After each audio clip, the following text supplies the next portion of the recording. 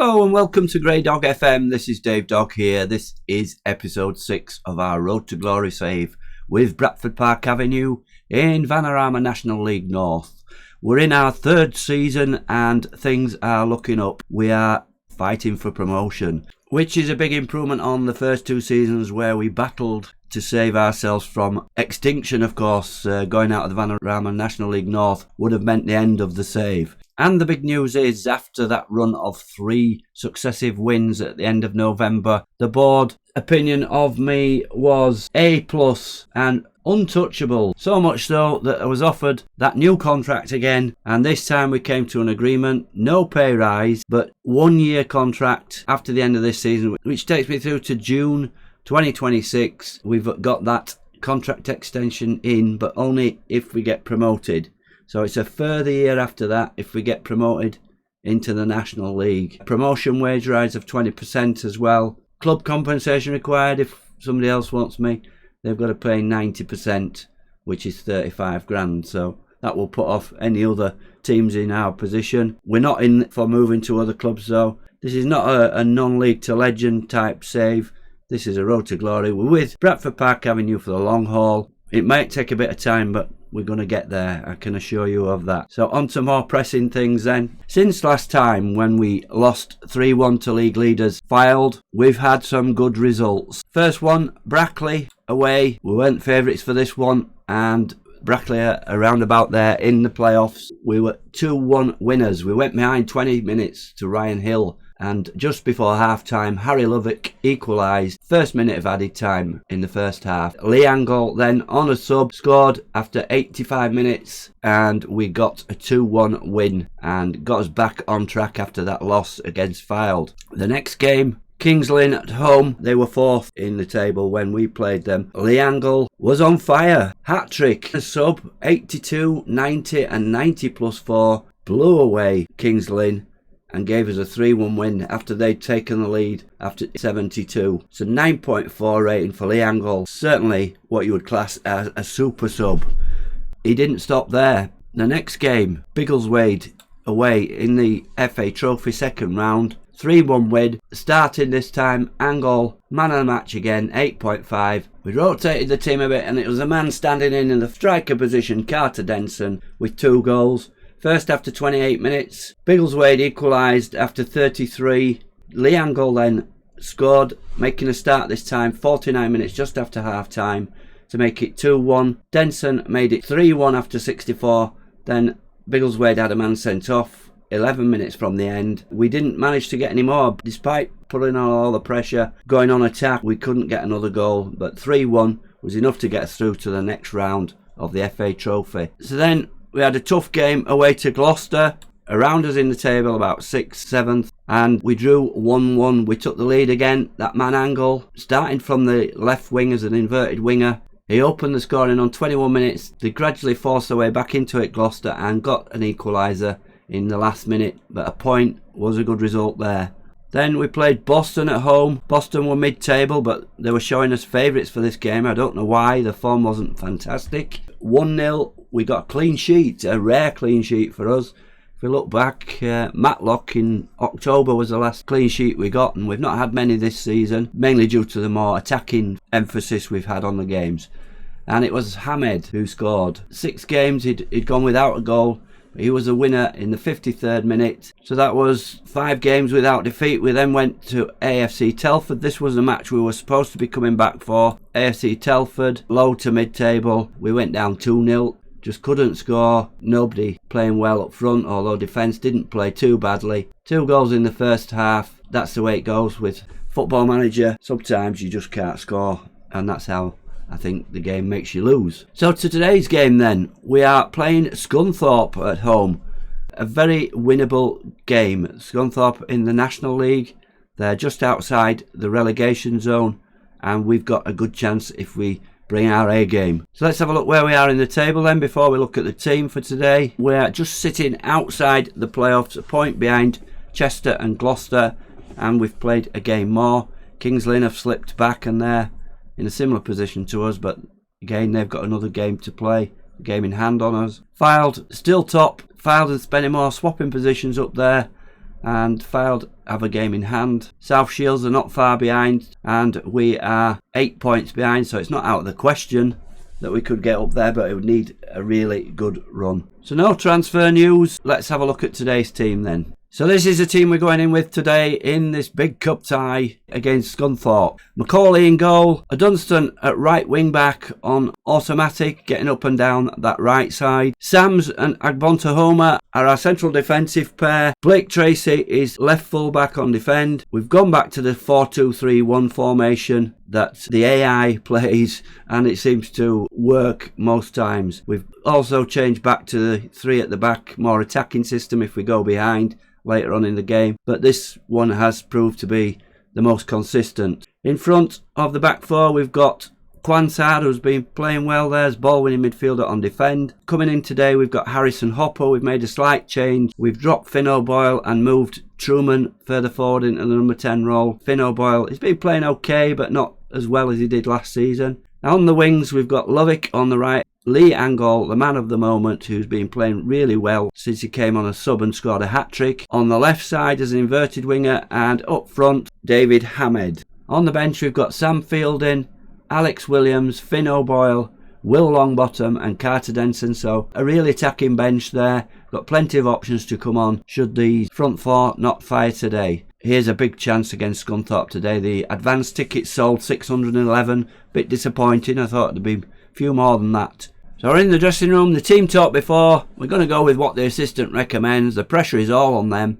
So what do we have to lose? Go out and cause an upset. Pump fist and say that. And Tom McCauley is inspired. That's about all. They're all composed. Nobody's nervous, which is a good thing. So let's get into the match then. Here we go with our 4-2-3-1. And let's see if Scunthorpe in the National League play that way. No, a 3-4-3. So different formations in the National League. So they're going attacking, which should suit us. Let's get into the game.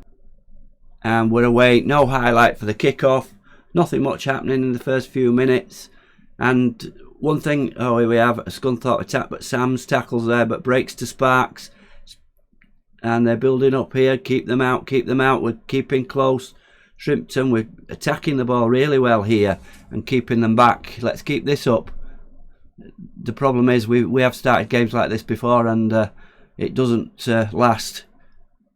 Still got the ball. Is anybody going to try a shot? And it's into the box, and there's Barrett. That's the way we concede goals. We don't mark the players in the area, and it's a tap in for Barrett. And oh, it's disallowed. He's offside. We've got away with that one. Just offside. That's why he was in front of us. Put his arm up there. Did Sam's. And disallowed. So we've got away with that. Let's have a shout and encourage. Doesn't always work, but it might do after that. Yes, everybody's happy with that encourage shout, but we've not done anything yet. But here's a highlight for us. Dunstan throws in topper, gets the ball back. Lovick crosses in. Hamed with a header, and it's just over. So going close there. 25 minutes on the clock, and that's they've not had a shot on target. They haven't had a shot, haven't Scunthorpe. This is looking good. Dunstan's taken a knock and he's got a tight hamstring. Let's have a look at that. We've only got really Fielding that could come on. I'm not going to take any chances. I'm going to bring Fielding on. It's not his favourite position at right back. Let's have him on defend. A bit of a blow there. Dunstan's been playing well. He's also trained into a good crosser of the ball now. So let's confirm that. Fielding coming on early in the game to replace a Dunstan with a hamstring injury. And still no shots from Scunthorpe, so if we can get a goal. Here Ahmed goes in, but keeper grabs that one, doesn't get to it. And it's looking like it's going to be goalless at half time, but the highlight continues. Fielding heads out. Hopper loses it to two Scunthorpe men there. Play it wide. Get back there, Lovick. Stop him. It's in again. Deflected. Shrimpton and over the bar. That's the first shot then for Scunthorpe. 42 minutes and a .03, not much of a chance. Our defenders keep losing. Sam Barrett. We've got to half time, 0-0, not much in the game. We've had 3 shots on target, and Scunthorpe have the major possession. Pump fist, proud of everyone's efforts. We can win this. Mohamed's motivated now. Maybe it's motivated him enough to score, but performance is pretty good. Just Tom Sams at 6.5, low. Harrison Hopper 6.6, Agbontohoma 6.6. So let's get into the second half and see if we can get that elusive goal. So now I'll highlight again from the kickoff. As you can see from momentum on the right, we were on top most of the first half. And what I was going to say earlier was that we are the top scorers in our division with 41 goals so far. So that's the most in the league. We can just sort out this defence on a regular basis. We should move up.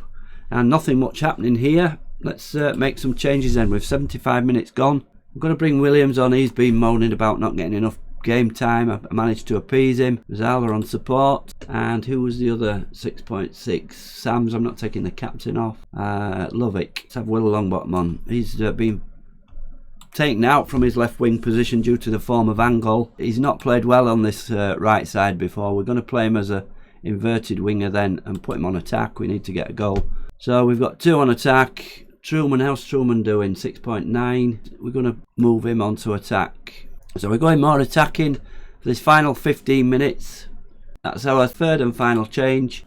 And let's see if we can really get a grip on this. There's only had 1 on target of Scunthorpe.